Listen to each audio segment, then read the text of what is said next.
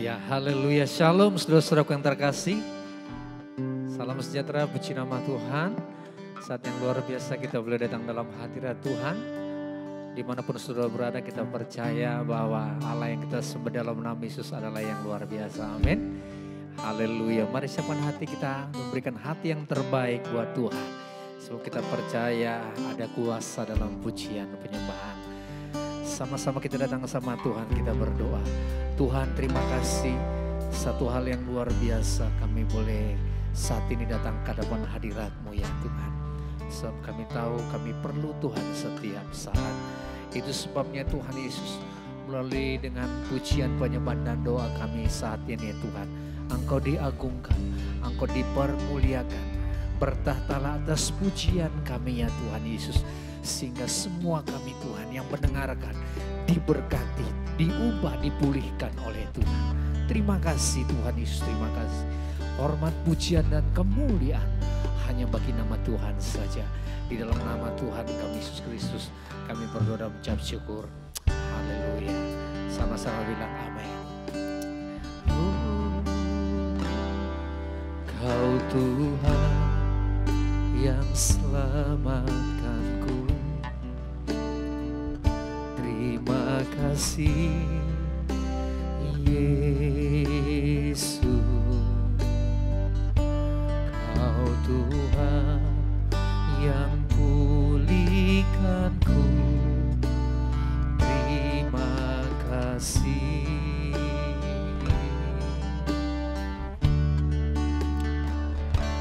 Kau Tuhan yang sembuhkanku. Terima kasih Yesus. Kau Tuhan memberkatiku. Terima kasih. Segala pujian dan syukur hanya bagimu Yesus. Dengan apakah ku balas kasih-Mu. Segala hormat kemuliaan hanyalah yang bagimu. Ku sembah Yesus seumur hidupku. Mari naikkan pujian sama-sama. Kau Tuhan yang selamatkanku. Terima kasih Yesus. Kau Tuhan yang pulihkanku. Terima kasih.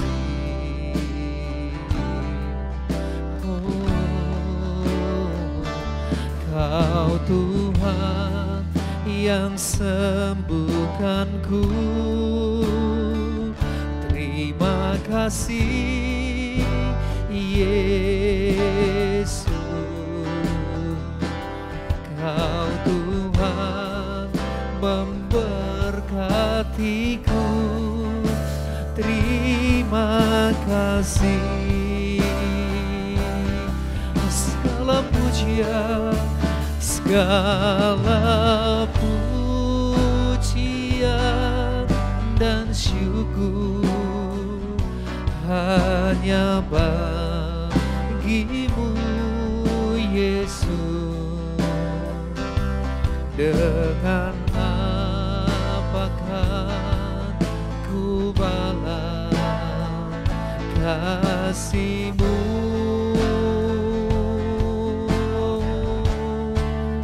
Segala hormat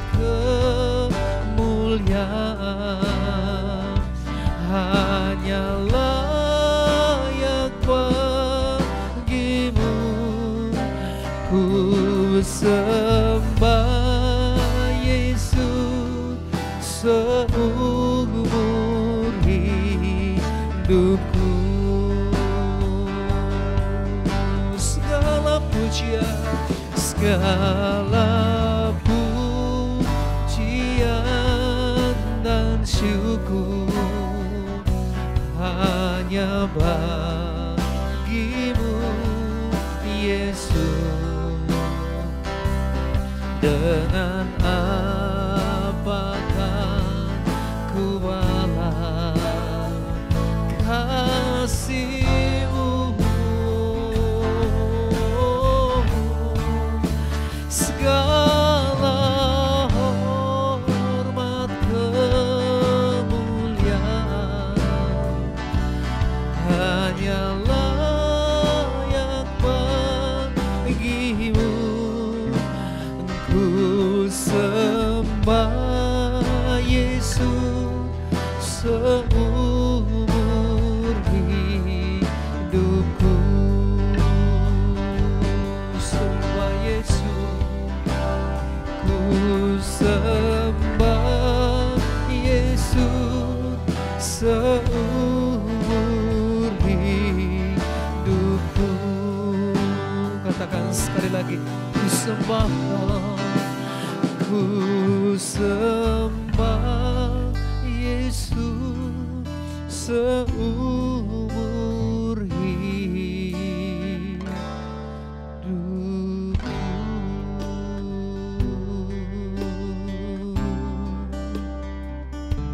Kami sembah Kau Tuhan seumur hidup kami, buat kasih anugerah-Mu, buat karya keselamatan-Mu Yesus.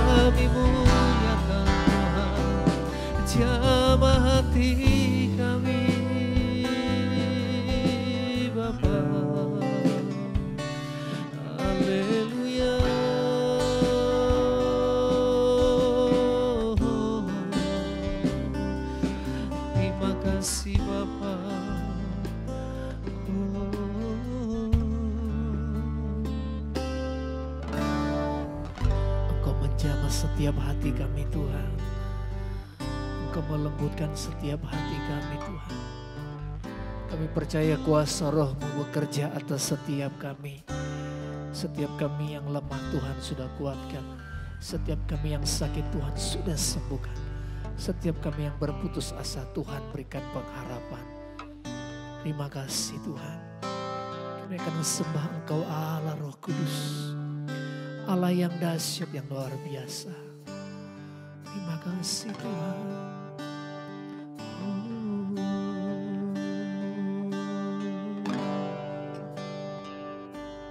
Haleluya. Allah Roh Kudus, penuhi kami. Ku rindu Kau selalu dalam hidupku.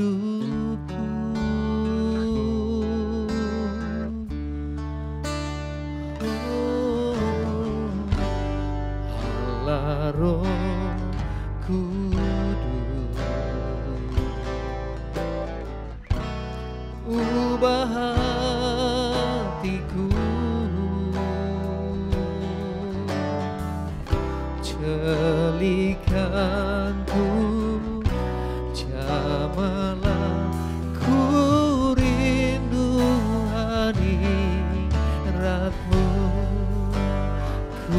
sembah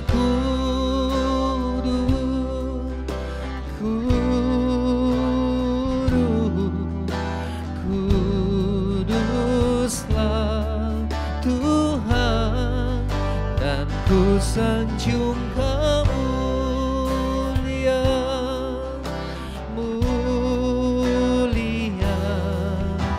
bagimu Tuhan.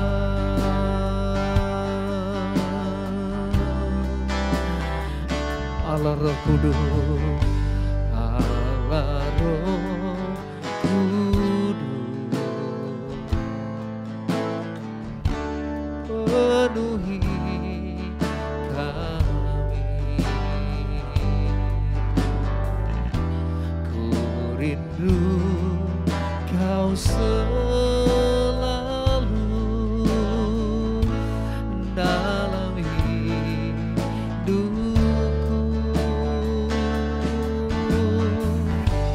Allah Roh Kudus, ubah hatiku,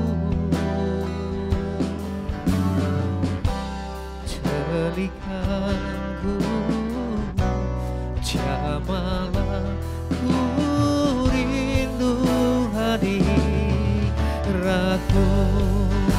ku sembah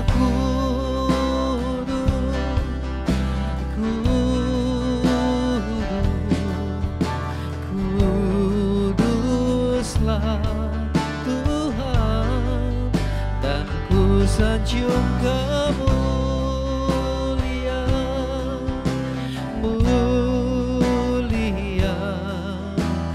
bagimu Tuhan. Ku sembah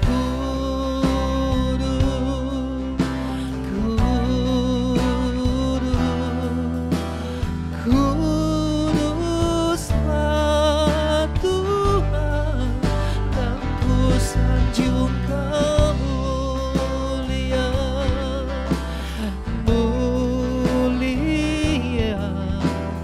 bagimu Tuhan,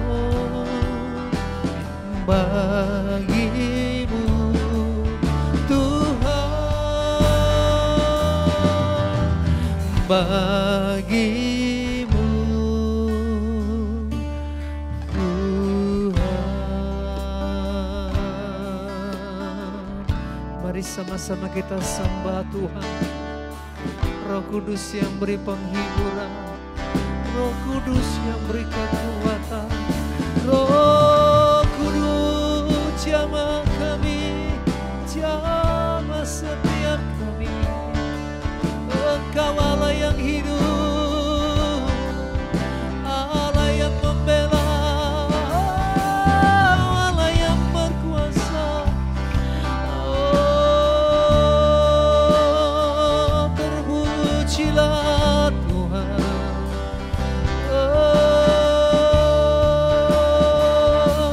terpujilah Tuhan.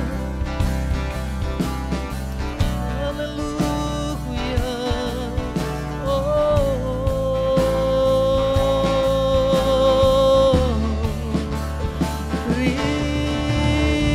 Terima kasih Tuhan, terima kasih Bapa.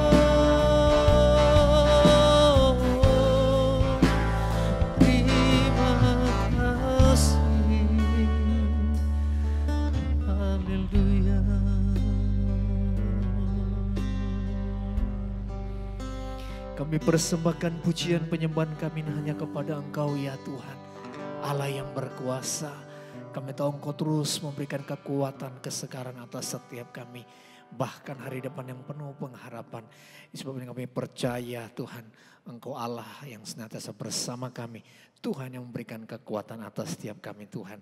Kami akan bersorak bagi kemuliaan nama Tuhan. Terpujilah nama Bapa di sorga. Di dalam nama Tuhan kami Yesus Kristus. Haleluya. Sama-sama bilang amin. Terpujilah Engkau Tuhan. Haleluya.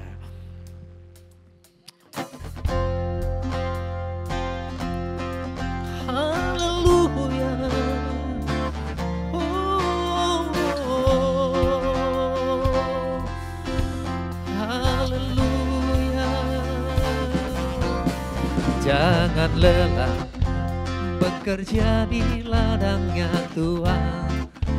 Roh Kudus yang beri kekuatan, yang mengajar dan menopang. Tiada lelah bekerja bersamamu Tuhan, yang selalu mencukupkan atas segalanya.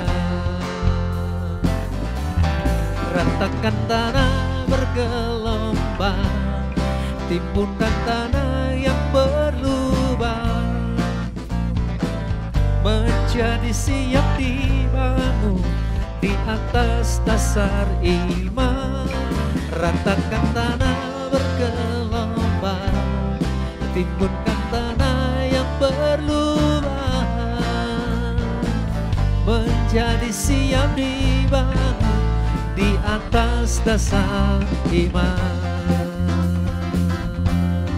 Haleluya, Yesus.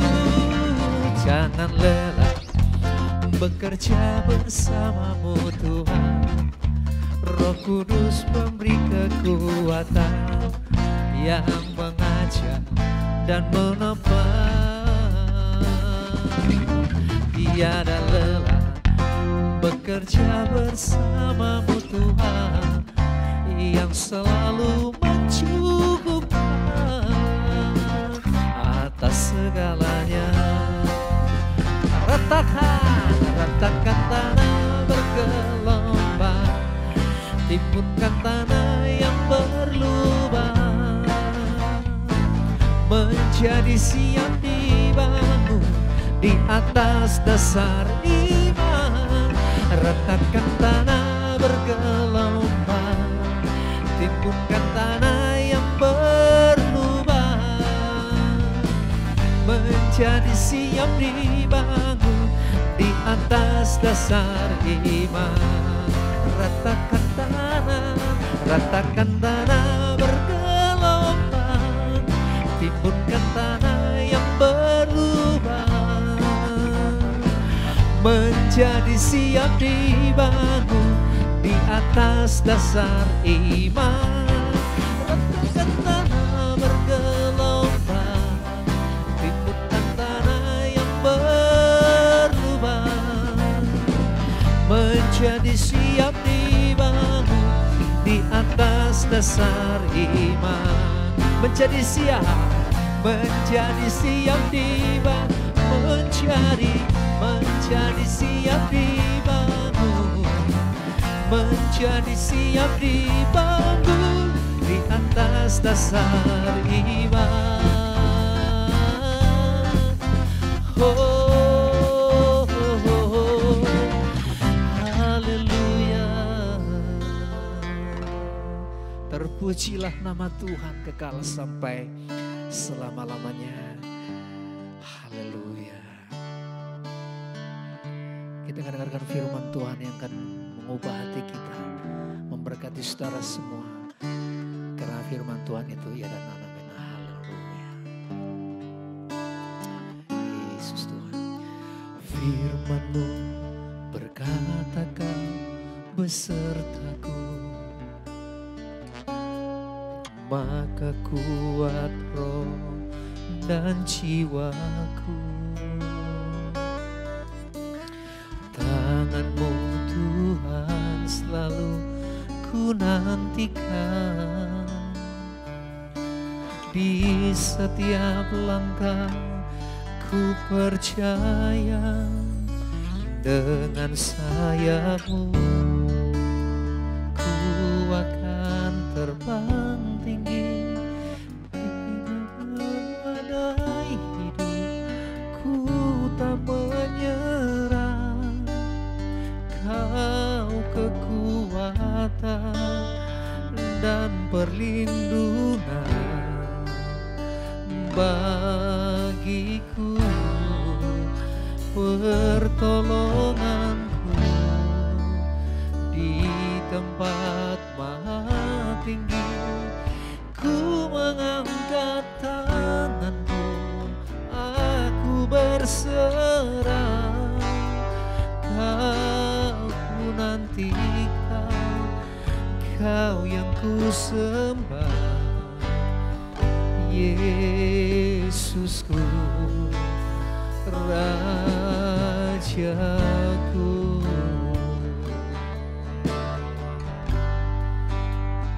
Haleluya.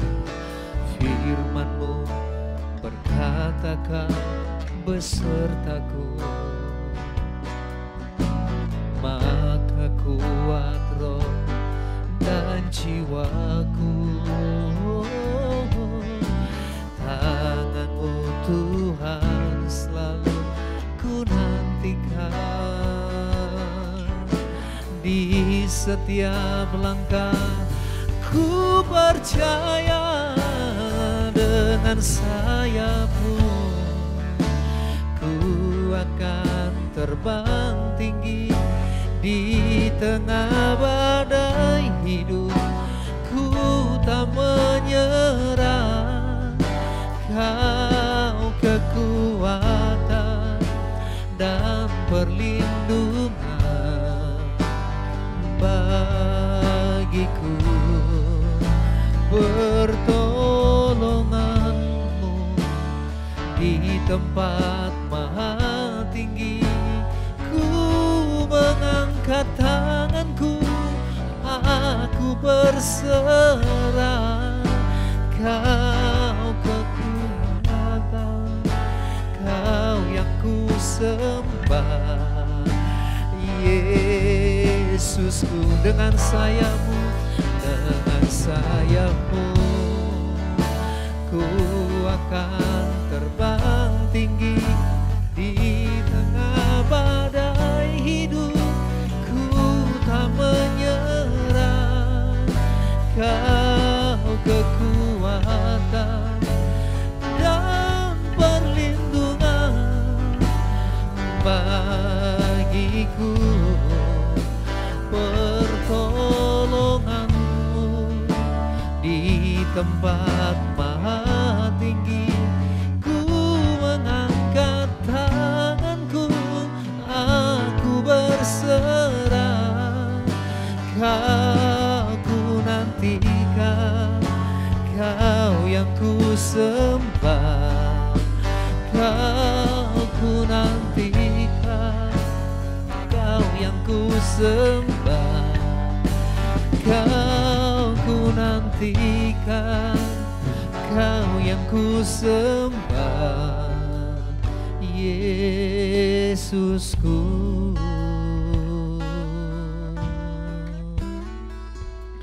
Rajaku.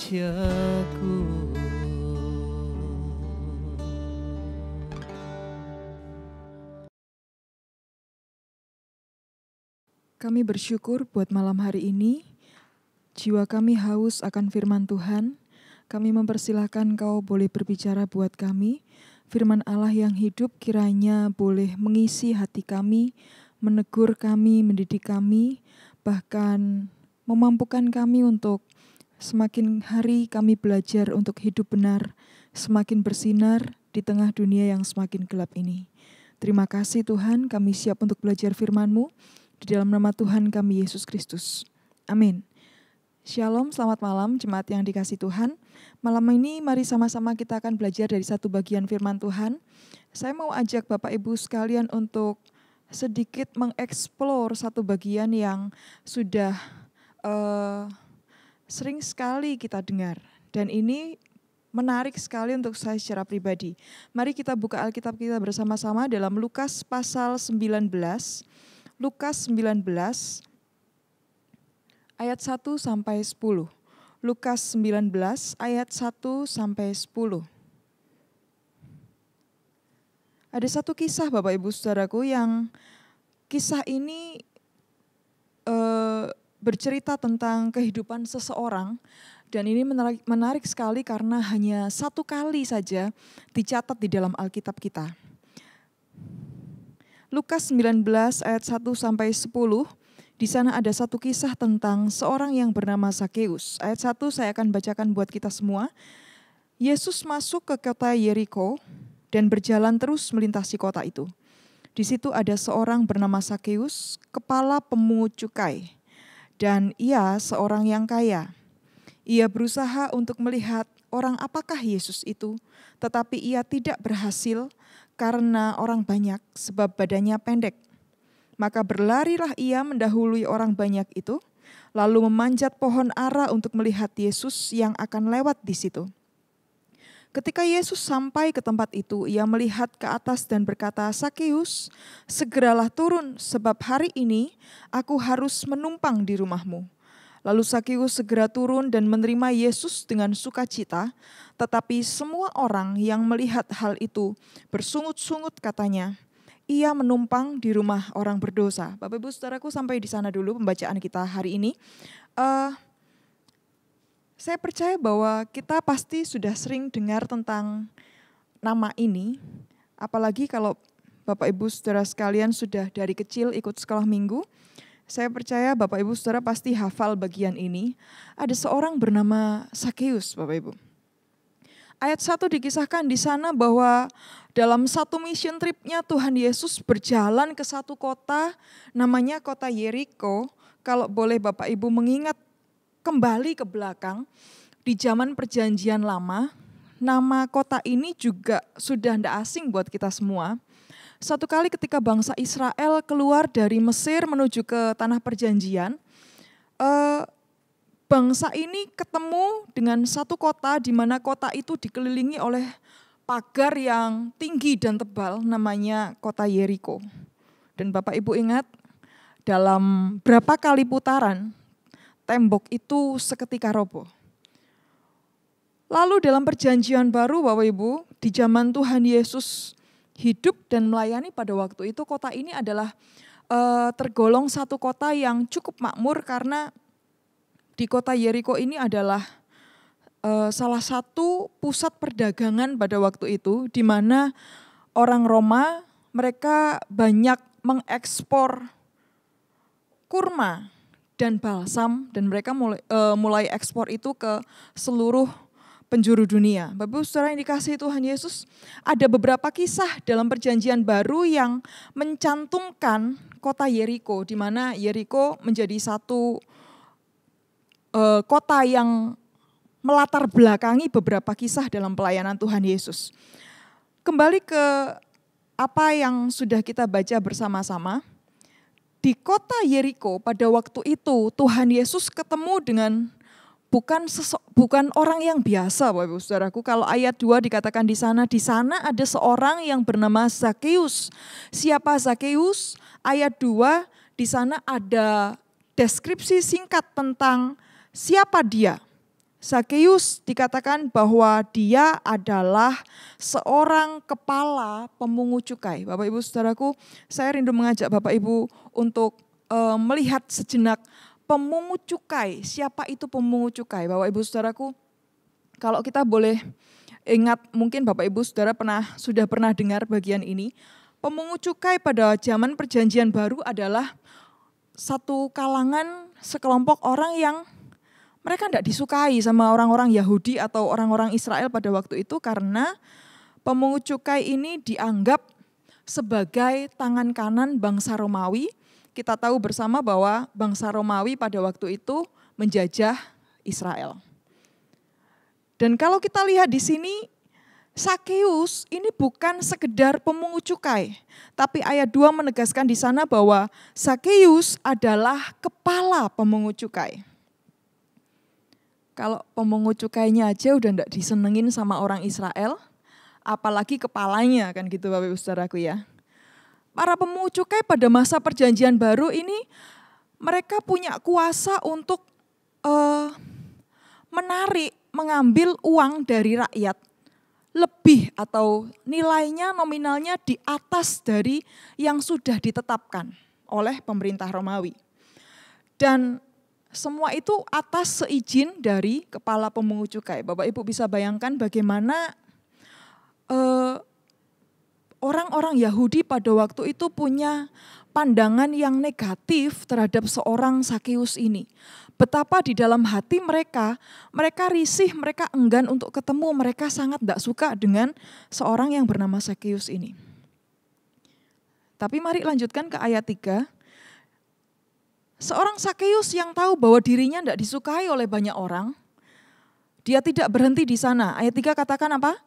Dia berusaha untuk melihat orang apakah Yesus itu.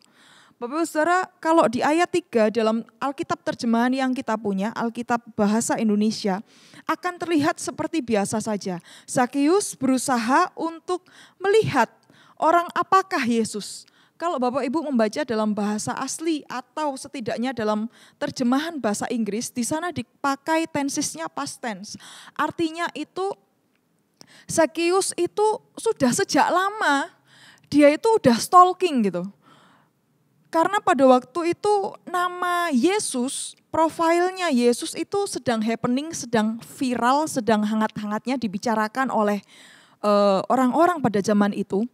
Dan untuk seorang Sakeus, kalau saya boleh katakan mungkin Sakeus ini adalah seorang penggemar Tuhan Yesus yang dia sudah tahu banget apa agendanya, kapan Tuhan Yesus akan melayani ke daerahnya, dia akan pergi kemana, lalu tanggal berapa, di hari apa dia akan datang ke daerahnya.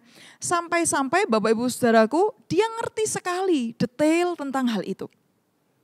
Dan ayat 3 dikatakan di sana, Sakeus berusaha untuk melihat orang apakah Yesus. Saudara yang dikasihi Tuhan Yesus, ayat 3 dan 4 ini menjadi bagian yang menarik buat saya secara pribadi. Mari lihat di sini. Seorang Sakeus di mana dia tahu bahwa dia tidak disukai oleh banyak orang Yahudi, tapi dia tetap berusaha untuk pengen tahu, pengen ketemu dengan pribadinya Yesus.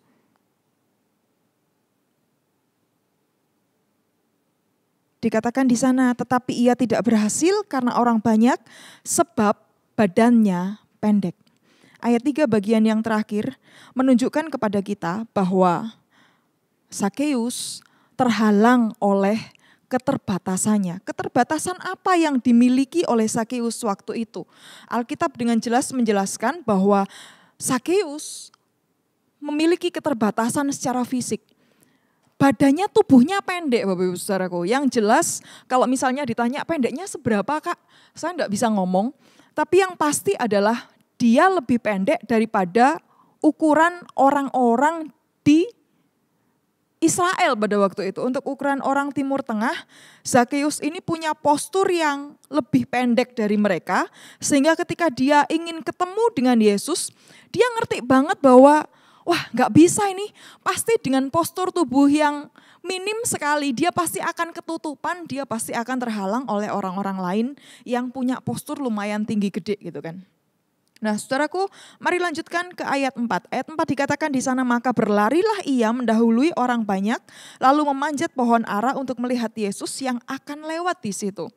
Apa yang ayat 4 ini katakan buat kita? Lihat di sini bahwa ketika Sakeus tahu, yang pertama, Sakeus tahu bahwa dia tidak disukai oleh banyak orang. Yang kedua, Sakeus menyadari bahwa dia punya keterbatasan. Keterbatasan apa? Keterbatasan fisik yang dia tidak mungkin menghindari. Tapi di bagian ayat 4 ini kita lihat bahwa Sakeus tidak berhenti di sana. Dia berusaha. Dia tidak cuma jalan, Bapak Ibu Saudaraku, ayat 4 dikatakan di sana, maka berlarilah ia mendahului orang banyak. Tidak cuma berlari, tapi dia ngerti kalau aku cuma berlari toh, nanti sampai di tempat tujuan, dia udah ketemu Tuhan Yesus, pasti dia keserobot sama yang lain. Lalu ada langkah selanjutnya, ayat 4 yang selanjutnya dikatakan, lalu ia memanjat pohon ara untuk melihat Yesus yang akan lewat di situ. Bagus sekali Bapak Ibu Saudara. Dia punya timing yang tepat, karena dia udah stalking dulu. Yang kedua, lalu dia punya strategi yang canggih, yang pas untuk keterbatasan yang dia miliki. Dia lari mendahului, lalu dia cari pohon ara, dan dia naik ke sana. Dia udah kira-kira nih, Tuhan Yesus akan lewat di bawah situ. Saudara yang dikasihi Tuhan, belajar apa kita dari ayat 3 sampai 4? Yang pertama yang kita bisa belajar dari ayat 3 dan 4 ini adalah, di mana ada kemauan, di situ pasti ada jalan. Di mana ada kemauan, di situ pasti ada jalan.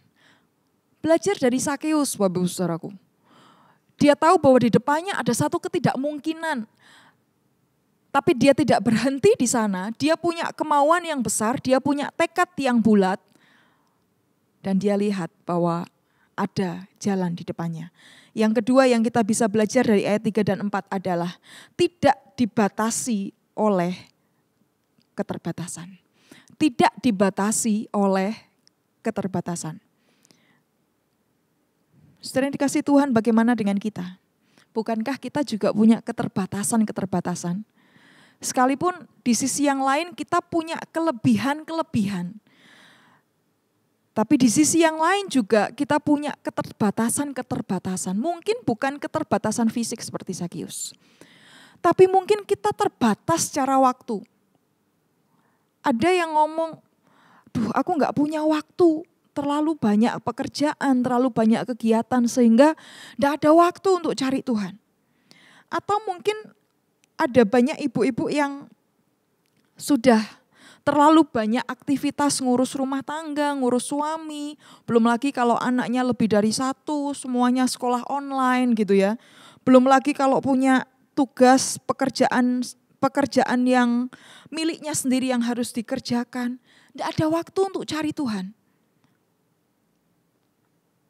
Sama dengan Sakeus, bukan? Bagian ini mengingatkan kita bahwa semua orang punya keterbatasan. Tapi kita selalu punya pilihan. Pilihannya apa? Pilihannya adalah mau dibatasi oleh keterbatasan kita, atau kita memilih untuk tidak mengizinkan keterbatasan itu untuk membatasi kita. Ayat yang kelima, mari kita lanjutkan Bapak Ibu Saudaraku. Ayat 5 dikatakan di sana, ketika Yesus sampai ke tempat itu, ia melihat ke atas dan berkata, Sakeus, segeralah turun, sebab hari ini aku harus menumpang ke rumahmu. Saudara yang dikasihi Tuhan Yesus Kristus, ayat ini menceritakan sebaliknya. Kalau dari ayat ketiga sampai ayat yang keempat yang baru saja kita bahas, di sana diceritakan betapa seorang Sakeus ini punya keinginan yang besar untuk bisa ketemu Tuhan Yesus. Dan bagaimana dia berusaha keras untuk bisa mencapai apa yang diinginkannya. Ayat 5 ini bicara menceritakan yang sebaliknya. Dikatakan di ayat yang kelima ini bukan lagi Sakeus yang mencari Yesus, tapi Yesus yang berinisiatif untuk menghampiri Sakeus. Yesus melihat ke atas dan berkata, Sakeus, segeralah turun. Saudara yang dikasihi Tuhan, apa yang kita bisa belajar dari ayat yang kelima? Sementara orang-orang Yahudi, sementara orang-orang Israel memandang si Sakeus ini dengan tatapan sinis, tidak suka, dengan rasa kebencian di dalam hatinya. Tapi ketika Yesus lewat di bawah pohon ara ini, Tuhan Yesus memilih untuk melihat ke atas dengan kasih dan bukan dengan penghakiman. Yang kedua, Yesus memanggil nama Sakeus secara personal. Bapak Ibu Saudara yang dikasihi Tuhan, betapa bersyukurnya kita punya Allah yang personal.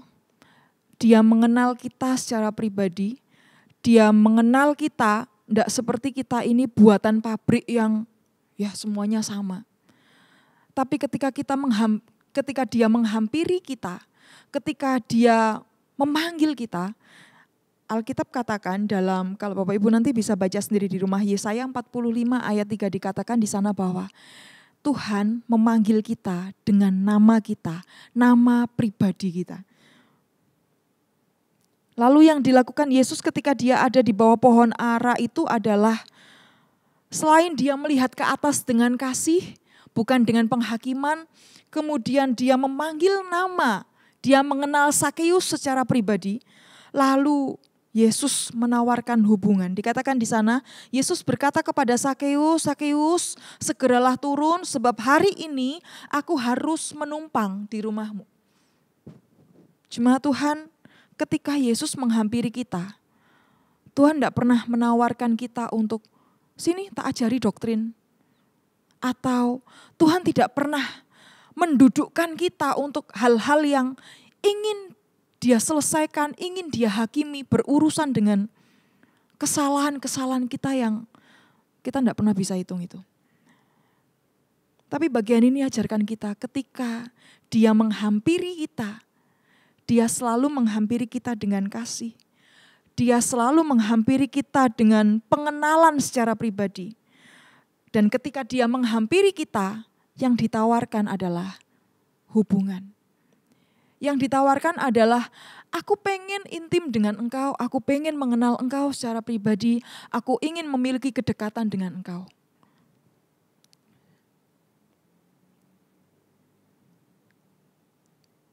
Kalau Yesus menghampiri kita hari ini, lalu memanggil kita dengan nama kita secara pribadi, dan menawarkan relasi, ayo dekat denganku. Pertanyaannya adalah, kira-kira bagaimana respon kita, Bapak Ibu Saudaraku?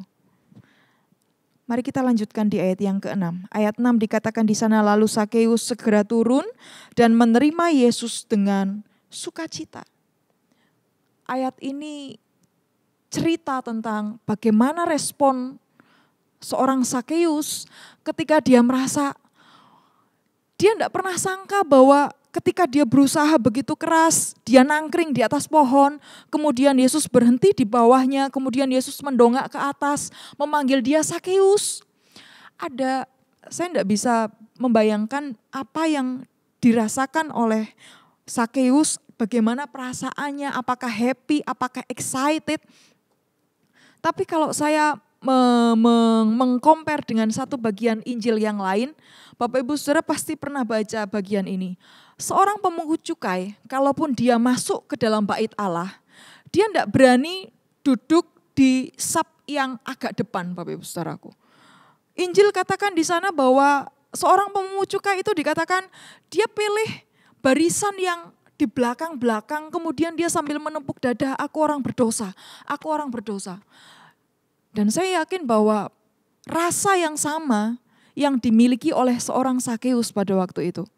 Dia tidak punya keberanian untuk menghampiri Yesus dari dekat. Dia tidak punya keberanian untuk mengenal Yesus dari dekat. Makanya dia pilih untuk jauh-jauh. Kenapa? Karena Sakeus di dalam hati kecilnya, saya yakin ini bahwa dia punya rasa tidak layak, dia punya rasa aku ini orang berdosa, aku ini nggak disukai orang, pekerjaanku ini membuat orang susah. Sakeus sadar betul itu. Tapi apa yang kita lihat di bagian ini adalah, wah, ternyata Yesus tidak pernah jijik dengan seorang Sakeus. Tuhan Yesus tidak pernah jijik dengan orang berdosa, Bapak Saudaraku. Yang dilakukan Yesus ketika dia bertemu seorang Sakeus yang merasa bahwa dirinya tidak layak, yang hanya berani melihat Yesus dari jauh. Yang dia lakukan adalah dia mendekat, melihat dengan kasih, memanggil dengan namanya secara pribadi, menawarkan hubungan untuk dekat dengan dia. Responnya Sakeus seperti apa? Dia bersukacita. Saya yakin bahwa Sakeus tidak bisa menggambarkan perasaannya waktu itu dengan kata-kata, Bapak Saudaraku. Tapi nanti kita akan melihat bahwa responnya itu akan dibuktikan lewat satu tindakan yang luar biasa.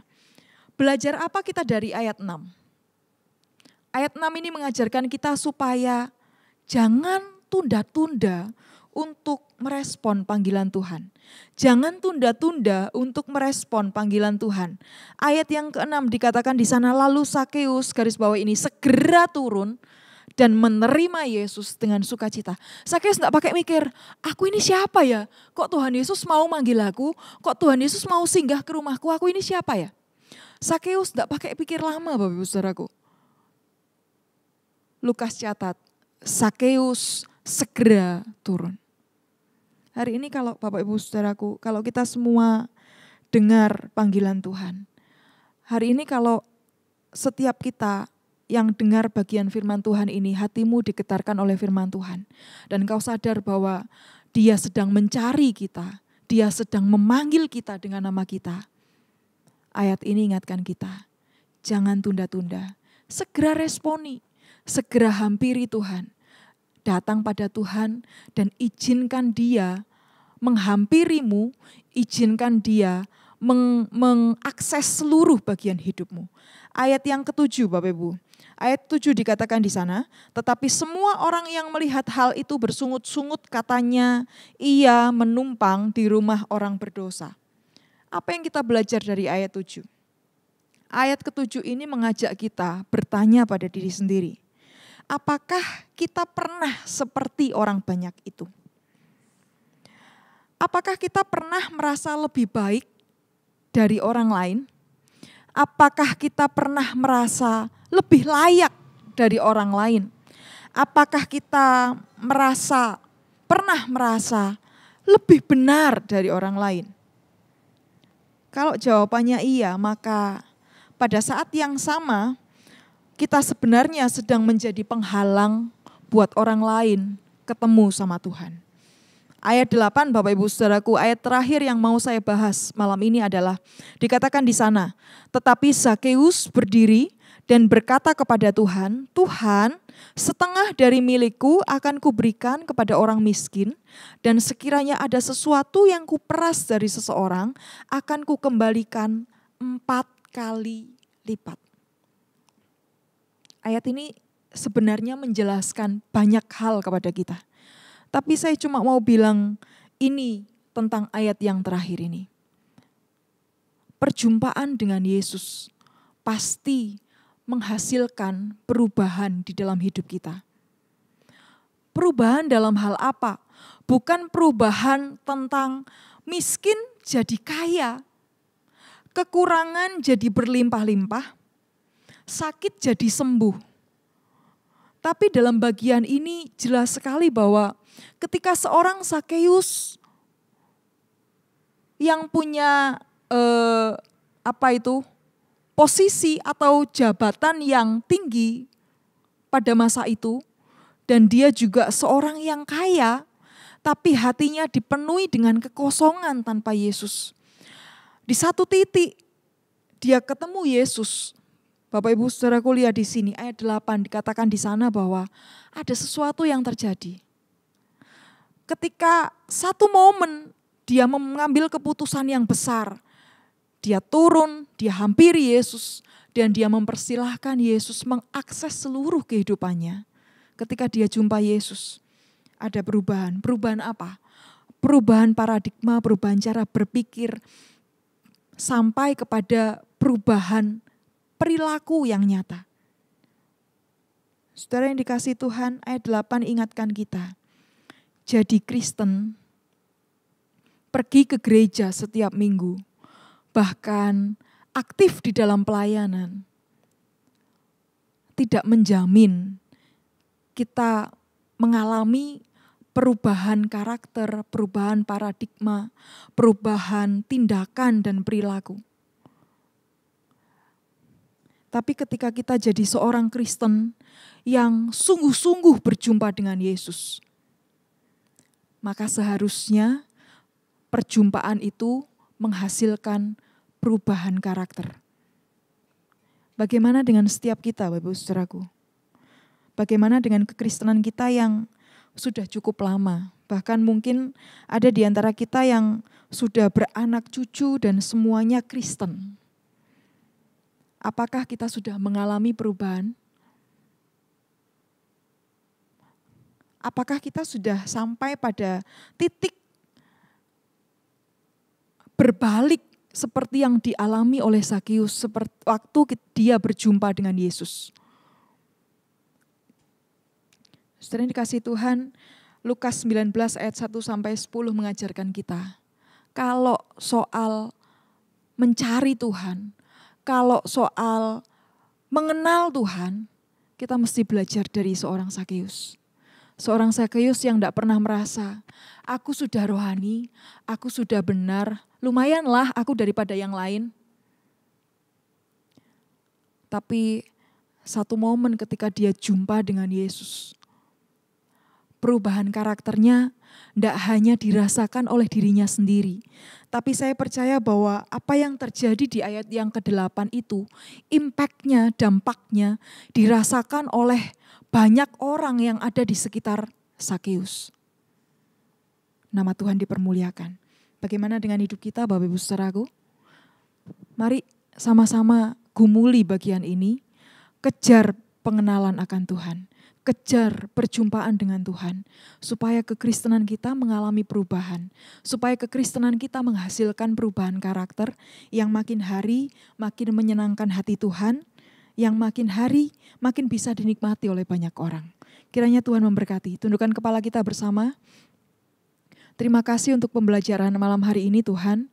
Kiranya Tuhan terus berbicara buat setiap kami, dan kiranya Roh Kudus melalui firman-Mu boleh akan terus mendidik kami supaya setiap kami boleh makin indah, makin berkenan, makin menyenangkan hati Tuhan. Dan hidup kami boleh semakin dinikmati oleh sebanyak mungkin orang yang ada di sekitar kami. Kiranya Roh Kudus menolong setiap kami. Di dalam nama Tuhan kami Yesus Kristus. Haleluya. Amin. Ya, puji nama Tuhan, kita akan terima berkat daripada Tuhan. Mari kita sama-sama naikkan pujian pada Tuhan sekali lagi. Haleluya. Terima kasih Tuhan untuk kasih setia-Mu yang ku alami dalam hidupku. Terima kasih Yesus untuk kebaikan-Mu sepanjang hidupku. Terima kasih Yesusku buat anugerah yang Kau beri, sebab hari ini Tuhan adakan syukur bagi-Mu.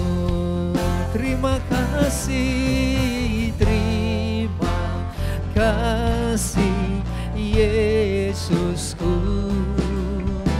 buat anugerah yang Kau beri, sebab hari ini Tuhan adakan syukur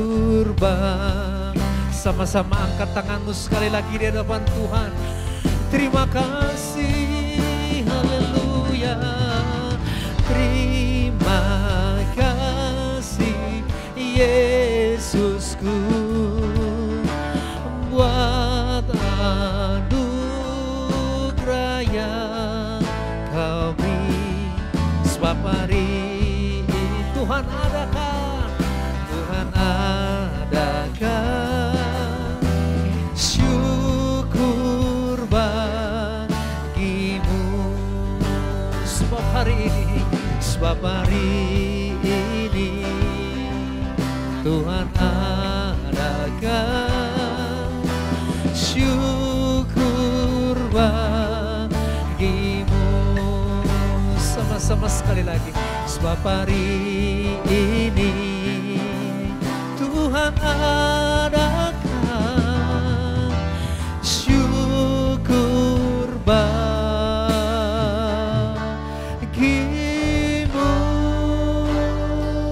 Sorak yang meriah bagi Allah di sorga.